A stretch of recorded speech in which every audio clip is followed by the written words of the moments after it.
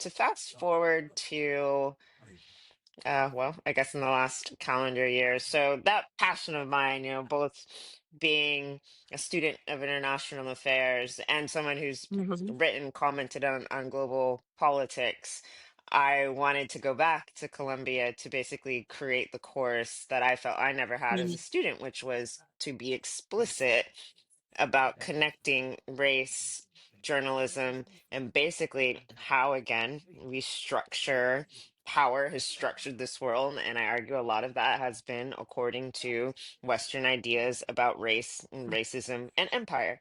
So, Uh-huh.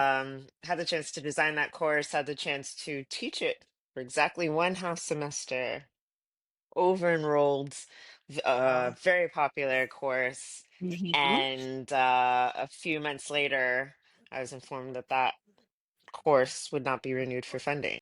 What was their reasoning, if they provided one, and what do you feel was the reasoning? What in this particular Mhm. historical moment? Because we know that Colombia, many have accused of, in some ways, being beholden to the current administration. I believe, and have reason to believe this, that my Mhm. outspoken stance against the genocide in Gaza and Israel's actions there, and I was critical of how Colombia, um, I think, brutally handled the Mhm. campus protests. I believe that that is what led to the non-renewal of funding in my class. Always had this kind of feeling. I mean, I was a reporter or a columnist for the Post, reporting on the anti-CRT, critical race theory, panic in the Yeah. South, especially.